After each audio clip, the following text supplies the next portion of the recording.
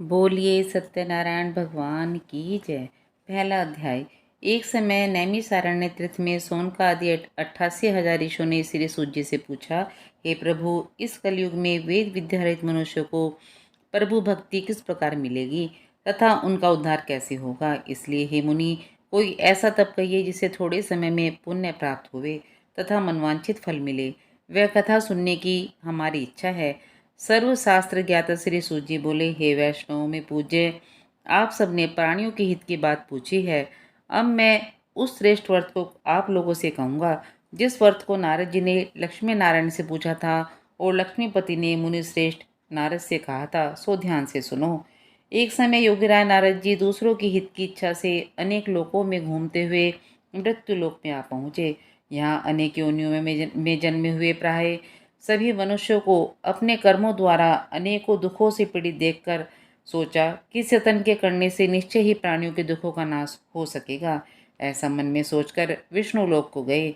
वहाँ श्वेतवर्ण और चार भुजाओं वाले देवों के इस नारायण को देखकर, जिनके हाथों में शंख चक्र गदा और पद्य थे तथा वरमाला पहने हुए थे, स्तुति करने लगे। हे भगवान, आप अत्यंत शक्ति से संपन्न हैं। मन तथा वाणी भी आपको नहीं पा सकती। आपका आदि मंत अंत नहीं है। निर्गुण स्वरूप, सृष्टि के आदिभूत, व भक्तों के दुखों का नष्ट करने वाले हो, आपको नमस्कार है। नारद जी से इस प्रकार की स्तुति सुनकर विष्णु भगवान बोले, हे मुनि श्रेष्ठ, आपके मन में क्या है? आपका किस काम के लिए आगमन हुआ है? निसंकोच कहो। तब नारद मुनि बोले, मृत्यु लोक में सब मनुष्य जो अनेक योनियों में पैदा हुए हैं, अपने अपने कर्मों के द्वारा अनेक प्रकार के दुखों से दुखी हो रहे हैं। हे नाथ, मुझ पर दया रखते हो तो बतलाइए कि उन मनुष्यों के सब दुख थोड़े से ही प्रयत्न से कैसे दूर हो सकते हैं। श्री भगवान जी बोले, हे नारद, मनुष्यों की भलाई के लिए तुमने बहुत अच्छी बात पूछी है। जिस काम के करने से मनुष्य मोह से छूट जाता है, वह मैं कहता हूँ, सुनो। बहुत पुण्य देने वाला, स्वर्ग तथा मृत्यु लोक दोनों में दुर्लभ एक उत्तम व्रत है। आज मैं प्रेमवश होकर तुमसे कहता हूँ, सत्यनारायण का यह व्रत अच्छी तरह विधि पूर्वक करके मनुष्य आयु पर्यंत यहाँ सुख भोग कर मरने पर मोक्ष को प्राप्त होता है। श्री भगवान के वचन सुनकर नारद मुनि बोले कि उस व्रत का फल क्या है, क्या विधान है, और किसने यह व्रत किया है, और किस दिन यह व्रत करना चाहिए, विस्तार से कहिए। भगवान बोले, दुख शोक आदि को दूर करने वाला, धन धान्य को बढ़ाने वाला, सौभाग्य तथा संतान को देने वाला, यह व्रत सब स्थानों पर विजय करने वाला है। भक्ति और श्रद्धा के साथ किसी भी दिन मनुष्य श्री सत्यनारायण भगवान की प्रातः काल के समय ब्राह्मणों और बंधुओं के साथ धर्मपरायण होकर पूजा करे। भक्ति भाव से नैवेद्य केले का फल, घी, दूध और गेहूं का चूर्ण सवाया लेवे। गेहूं के अभाव में साठी का चूर्ण, शक्कर तथा गुड़ ले और सब भक्षण योग्य पदार्थ जमा करके भगवान को अर्पण कर देवे तथा बंधुओं सहित ब्राह्मणों को भोजन करावे। पश्चात स्वयं भोजन करे। नृत्य गीत आदि का आचरण कर सत्यनारायण भगवान का स्मरण करते हुए समय व्यतीत करे। इस तरह व्रत करने पर मनुष्य की इच्छा निश्चय पूरी होती है। विशेषकर कलिकाल में भूमि पर यही मोक्ष का सरल उपाय है। बोलिए सत्यनारायण भगवान की जय। पहला अध्याय समाप्त। दूसरा अध्याय। सूत जी बोले, हे ऋषियों, जिसने पहले समय में इस व्रत को किया है उसका इतिहास कहता हूँ, ध्यान से सुनो। सुंदर काशीपुरी नगरी में एक अत्यंत निर्धन ब्राह्मण रहता था। वह भूख और प्यास से बेचैन हुआ नित्य पृथ्वी पर घूमता था। ब्राह्मणों से प्रेम करने वाले भगवान ने ब्राह्मण को दुखी देखकर बूढ़े ब्राह्मण का रूप धर उसके पास जाकर आदर के साथ पूछा, हे विप्र, नित्य दुखी हुआ पृथ्वी पर क्यों घूमता है? हे श्रेष्ठ ब्राह्मण, यह सब मुझसे कहो, मैं सुनना चाहता हूँ।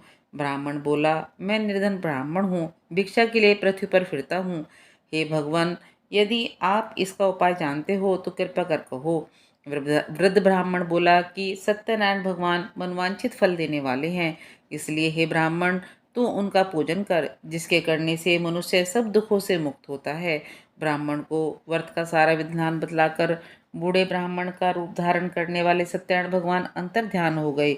जिस व्रत को वृद्ध ब्राह्मण ने बतलाया है, मैं उसको करूँगा, यह निश्चय धारण करके उसे रात में नींद भी नहीं आई। वह सवेरे उठा उठकर सत्यनारायण के व्रत का निश्चय कर भिक्षा के लिए चल दिया। उसको भिक्षा में बहुत धन मिला, जिससे बंधु बांधवों के साथ उसने सत्यनारायण का व्रत किया। इसके करने से वह ब्राह्मण सब दुखों से छूटकर अनेक प्रकार की संपत्तियों से युक्त हुआ। उस समय से वह ब्राह्मण हर मास व्रत करने लगा।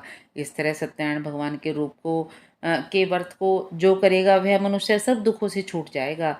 इस तरह नारद जी से नारायण का कहा हुआ यह व्रत मैंने तुमसे कहा, हे विप्रो, मैं अब और क्या कहूँ। ऋषि बोले, हे मुनीश्वर, संसार में इस ब्राह्मण से सुनकर किस किस ने इस व्रत को किया, हम यह सब सुनना चाहते हैं, इसलिए हमारे मन में श्रद्धा है। सूत जी बोले, हे मुनियों, जिसने इस व्रत को किया है वह सब सुनो। एक समय एक ब्राह्मण धन और ऐश्वर्य के अनुसार बंधु बांधवों के साथ व्रत करने को तैयार हुआ। उसी समय एक लकड़ी बेचने वाला बूढ़ा आदमी आया और बाहर लकड़ियों को रखकर ब्राह्मण के मकान में गया। प्यास से दुखी लकड़हारा उनको व्रत करते देखकर ब्राह्मण को नमस्कार कर कहने लगा कि आप यह क्या कर रहे हैं और इसके करने से क्या फल मिलता है, कृपया करके मुझसे कहो। ब्राह्मण ने कहा, सब मनोकामनाओं को पूरा करने वाला यह सत्यनारायण भगवान का व्रत है। इसकी ही कृपा से मेरे यहाँ धन धान्य आदि की वृद्धि हुई है। ब्राह्मण से इस व्रत के बारे में जानकर लकड़हारा बहुत प्रसन्न हुआ। चरणामृत ले प्रसाद खाने के बाद अपने घर को गया। लकड़हारे ने अपने मन में इस प्रकार संकल्प किया कि आज नगर में लकड़ी बेचने से जो धन मिलेगा उसी से सत्यनारायण देव का उत्तम व्रत करूंगा। यह मन में विचार कर वह बूढ़ा आदमी लकड़ियां अपने सिर पर रखकर जिस नगर में धनवान लोग रहते थे वह ऐसे सुंदर नगर में गया। उस रोज वहां पर उसे उन लकड़ियों का दाम पहले दिनों से चौगुना मिला। तब वह बूढ़ा लकड़हारा दाम ले और अति प्रसन्न होकर पक्के केले की फली, शक्कर, घी, दूध, दही और गेहूं का आटा इत्यादि सत्यनारायण भगवान के व्रत की कुल सामग्रियों को लेकर अपने घर गया। फिर उसने अपने भाइयों को बुलाकर विधि के साथ भगवान जी का पूजन और व्रत किया। उस व्रत के प्रभाव से वह बूढ़ा लकड़हारा धन, पुत्र आदि से युक्त हुआ और संसार के समस्त सुख भोगकर वैकुंठ को चला गया। बोल सत्यनारायण भगवान की जय। तीसरा अध्याय। सूत जी बोले, हे श्रेष्ठ मुनियों, अब आगे की कथा कहता हूँ, सुनो। पहले समय में उल्कामुख नाम का एक बुद्धिमान राजा था। वह सत्यवक्ता और जितेंद्रिय था। प्रतिदिन देव स्थानों पर जाता तथा गरीबों को धन देकर उनके कष्ट दूर करता था। उसकी पत्नी कमल के समान मुख वाली और सती साध्वी थी। भद्रशिला नदी के तट पर उन दोनों ने श्री सत्यान का व्रत किया। उस समय में वहां एक साधु वैश्य आया। उसके पास व्यापार के लिए बहुत सा धन था। वह नाव को किनारे पर ठहराकर राजा के पास आ गया और राजा को व्रत करते हुए देखकर विनय के साथ पूछने लगा, हे राजन, भक्ति युक्त चित्त से यह आप क्या कर रहे हैं? मेरी सुनने की इच्छा है, सो आप वह मुझे बतलाइए। राजा बोला, हे साधु, अपने बंधुओं के साथ पुत्र आदि की प्राप्ति के लिए यह महाशक्तिमान सत्यनारायण भगवान का व्रत व पूजन किया जा रहा है। राजा के वचन सुनकर साधु आदर से बोला, हे राजन, मुझसे इसका सब विधान कहो। मैं भी आपके कथना अनुसार इस व्रत को करूंगा। मेरी भी कोई संतान नहीं है और इससे निश्चय ही होगी। राजा से सब विधान सुन व्यापार से निवृत्त हो वह आनंद के साथ घर गया। साधु ने अपनी स्त्री से संतान देने वाले इस व्रत का समाचार सुनाया और कहा कि जब मेरे संतान होगी तब मैं इस व्रत को करूंगा। साधु ने ऐसे वचन अपनी स्त्री लीलावती से कहे। एक दिन उसकी स्त्री लीलावती पति के साथ आनंदित हो सांसारिक धर्म में प्रवृत्त होकर सत्यनारायण भगवान की कृपा से गर्भवती हो गई तथा 10वें महीने में उसके एक सुंदर कन्या का जन्म हुआ। दिनों दिन वह इस तरह बढ़ने लगी जैसे शुक्ल पक्ष का चंद्रमा बढ़ता है। कन्या का नाम कलावती रखा गया। तब लीलावती ने मीठे शब्दों में अपने पति से कहा कि जो आपने संकल्प किया था कि भगवान का व्रत करूंगा, अब आप उसे करिए। साधु बोला, हे प्रिय, इसके विवाह पर करूंगा। इस प्रकार अपनी पत्नी को आश्वासन दे वह नगर को गया। कलावती पीर्त ग्रह में वृद्धि को प्राप्त हो गई। साधु ने जब नगर में सखियों के साथ अपनी पुत्री को देखा तो तुरंत दूत बुलाकर कहा कि पुत्री के वास्ते कोई सुयोग्य वर देख कर लाओ।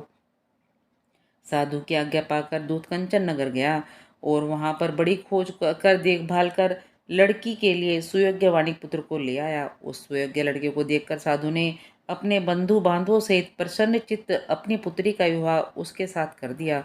किंतु दुर्भाग्य से विवाह के समय भी उस व्रत को करना भूल गया। तब श्री भगवान क्रोधित हो गए और श्राप दिया कि तुम्हें दारुण दुख प्राप्त होगा। अपने कार्य में कुशल साधु बनिया जमाता सहित समुद्र के समीप स्थित रतनपुर नगर में गया और वहां दोनों ससुर जमाई चंद्रकेतु राजा के उस नगर में व्यापार करने लगे। एक रोज भगवान सत्यनारायण की माया से प्रेरित कोई चोर राजा का धन चुराकर भागा जा रहा था, किंतु राजा के दूतों को आता देखकर चोर ने घबराकर भागते हुए राजा के धन को वहीं चुपचाप रख दिया जहां वो ससुर जमाई ठहरे हुए थे।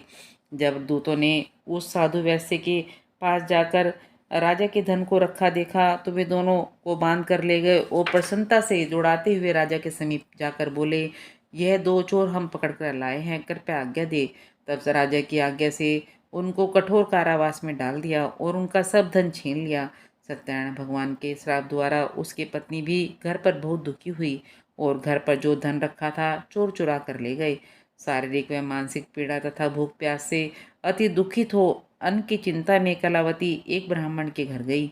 वहां उसने सत्यनारायण भगवान का व्रत होते देख फिर कथा सुनी तथा प्रसाद ग्रहण कर रात को घर आई। माता ने कलावती से कहा, हे पुत्री, अब तक कहाँ रही, वह तेरे मन में क्या है? कलावती बोली, हे माता, एक ब्राह्मण के घर श्री सत्यनारायण भगवान का व्रत देखा है। कन्या के वचन सुनकर लीलावती भगवान के पूजन की तैयारी करने लगी।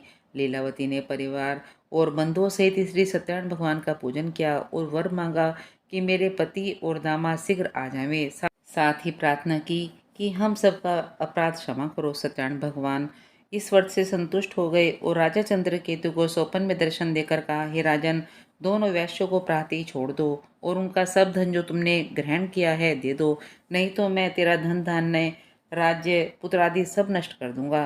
राजा से ऐसे वचन कहकर भगवान अंतर ध्यान हो गए। प्रातःकाल राजा चंद्रकेतु ने सभा में अपना स्वप्न सुनाया। फिर दोनों वाणिक पुत्रों को कैद से मुक्त कर सभा में बुलाया। दोनों ने आते ही राजा को नमस्कार किया। राजा मीठे वचनों से बोला, हे महानुभाव, भावी वश ऐसा कठिन दुख प्राप्त हुआ है, अब तुम्हें कोई भय नहीं।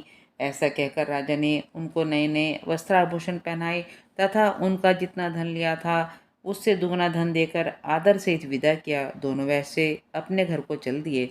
बोल सत्यनारायण भगवान की जय। चौथा अध्याय। सूत जी बोले, वैश्य ने मंगलाचार करके यात्रा आरंभ की और अपने नगर को चला। उनके थोड़ी दूर निकलने पर दंडी वेशधारी सत्यनारायण भगवान ने उनसे पूछा, हे साधु, तेरी नाव में क्या है? अभिमानी वणिक हंसता हुआ बोला, हे दंडी, आप क्यों पूछते हो? क्या धन लेने की इच्छा है? मेरी नाव में तो बेल और पत्ते भरे हैं। वैश्य का कठोर वचन सुनकर भगवान ने कहा, तुम्हारा वचन सत्य हो। दंडी ऐसे कहकर वहां से दूर चले गए और कुछ दूर जाकर समुद्र के किनारे बैठ गए। दंडी के जाने पर वैश्य ने नित्य क्रिया करने के बाद नाव को ऊंची उठी देखकर अचंभा किया और नाव में बेल पत्ते आदि देखकर मूर्छित हो जमीन पर गिर पड़ा। फिर मूर्छा खुलने पर अत्यंत शोक प्रकट करने लगा। तब उसका दामाद बोला कि आप शोक न करें, यह दंडी का श्राप है, अतः इसकी शरण में उनकी शरण में चलना चाहिए, तभी हमारी मनोकामना पूरी होगी। दामाद के वचन सुनकर साधु वणिक दंडी के पास पहुंचा और अत्यंत भक्ति भाव से नमस्कार करके बोला, हे भगवान, आपकी माया से मोहित ब्रह्मा आदि भी आपके रूप को नहीं जानते, तब मैं अज्ञानी कैसे जान सकता हूँ? आप प्रसन्न होइए, मैं सामर्थ्य के अनुसार आपकी पूजा करूँगा। मेरी रक्षा करो और पहले के समान नौका में धन भर दो। उसके भक्ति युक्त वचन सुनकर भगवान प्रसन्न हो उसकी इच्छा अनुसार वर देकर अंतर ध्यान हो गए। तब उन्होंने नाव पर आकर देखा कि नाव धन से परिपूर्ण है। फिर वह भगवान सत्यनारायण का पूजन कर साथियों सहित अपने नगर को चला। जब अपने नगर के निकट पहुंचा तब दूत को घर भेजा। दूत ने साधु के घर जा उसकी स्त्री को नमस्कार कर कहा कि साधु अपने दामाद सहित इस नगर में के समीप आ गए हैं। ऐसा वचन सुन साधु की स्त्री ने बड़े हर्ष के साथ सत्यदेव का पूजन कर पुत्री से कहा, मैं अपने पति के दर्शन को जाती हूँ, तू कार्य पूर्ण कर शीघ्र आना। माता के ऐसे वचन सुनकर कलावती प्रसाद छोड़कर पति के पास गई। प्रसाद की अवज्ञा से के कारण सत्यदेव ने रुष्ट हो उसके पति को नाव सहित पानी में डुबो दिया। कलावती अपने पति को न देखकर रोती हुई जमीन पर गिर पड़ी। इस तरह नौका को डूबा हुआ देखकर तथा कन्या को रोता देखकर साधु दुखित हो बोला, हे प्रभु, मुझसे मेरे परिवार से जो भूल हुई है उसे क्षमा करो। उसके दीन वचन सुनकर सत्यदेव प्रसन्न हो गए और आकाशवाणी हुई, हे साधु, तेरी कन्या मेरे प्रसाद को छोड़कर आई है, इसलिए इसका पति अदृश्य हुआ है।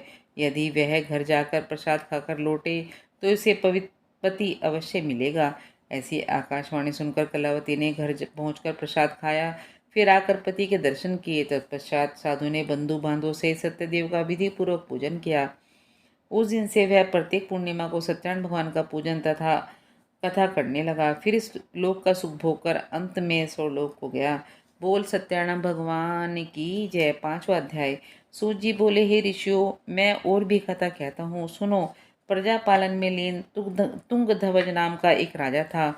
उसने भी भगवान का प्रसाद त्याग कर बहुत दुख पाया। एक समय वन में जाकर वन्य पशुओं को मारकर बड़ के नीचे आया। वहाँ उसने ग्वालों को भक्ति भाव से बंधुओं सहित सत्यनारायण जी का पूजन करते देखा। राजा देखकर भी अभिमानवश वहाँ नहीं गया और न ही प्रसाद खाया। जब ग्वालों ने भगवान का प्रसाद उसके सामने रखा तो वह प्रसाद को त्याग कर अपनी सुंदर नगरी को चला। वहीं उसने अपना सब कुछ नष्ट पाया तो वह जान गया कि यह सब भगवान ने किया है। तब वह विश्वास कर ग्वालों के समीप गया और विधि पूर्वक पूजन कर प्रसाद खाया तो सत्यदेव की कृपा से पहले जैसा था वैसा ही हो गया। फिर दीर्घ काल तक शुभ होकर मरने पर सर्वलोक को गया। जो मनुष्य इस परम दुर्लभ व्रत को करेगा, भगवान की कृपा से उसे धन्य की प्राप्ति होती है तथा सब मनोरथ पूर्ण होकर अंत में वैकुंठ धाम को जाता है। जिन्होंने पहले इस व्रत को किया, अब उनके दूसरे जन्म की कथा कहता हूँ। वृद्ध सतानंद ब्राह्मण ने सुदामा का जन्म लेकर मोक्ष को पाया। उल्का मुख नाम का राजा दशरथ होकर वैकुंठ को प्राप्त हुआ। साधु नाम के वैश्य ने मोरध्वज बनकर अपने पुत्र को आरे से चीरकर मोक्ष को प्राप्त किया। महाराज तुंगध्वज ने स्वयंभू होकर भगवान में भक्ति युक्त कर्म कर मोक्ष को प्राप्त किया। बोलिए सत्यानारायण भगवान की जय। सत्यानारायण की कथा समाप्त हुई। सत्यनारायण भगवान की आरती। जय लक्ष्मी रमणा स्वामी, जय लक्ष्मी रमणा। सत्यनारायण स्वामी, सत्यनारायण स्वामी, जनपातक हरणा। ओम जय श्री लक्ष्मी रमणा। रतन जड़ित सिंहासन, अद्भुत छवि राजे, स्वामी अद्भुत छवि राजे। नारद करते निरंजन, नारद करते निरंजन, घंटा ध्वनि बाजे। जय लक्ष्मी रमणा। प्रगट भये कलि कारण, द्विज को दर्श दियो, स्वामी द्विज को दर्श दियो। बूढ़ो ब्राह्मण बन कर, बूढ़ो ब्राह्मण बन कर, कंचन महल कियो। ओम जय लक्ष्मी रमणा। दुर्बल भील कठारो, इन पर कृपा करी, स्वामी ने पर कृपा करी। चंद्रचूड़े के राजा, चंद्रचूड़े के राजा, जिनकी विपत्ति हरी। ओम जय लक्ष्मी रमणा। वैसे मनोरथ पायो, श्रद्धा तज दीनी, स्वामी श्रद्धा तज दीनी।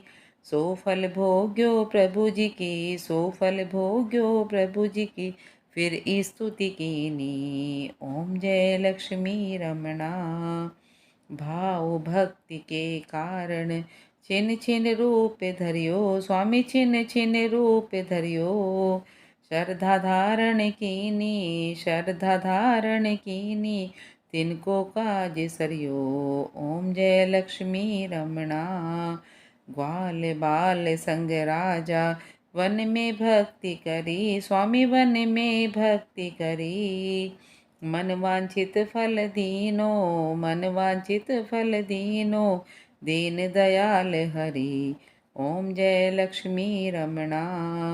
चढ़ते प्रसाद सवाया, कदली फल मेवा, स्वामी कदली फल मेवा। धूप दीप तुलसी से, धूप दीप तुलसी से, राजी सतदेवा।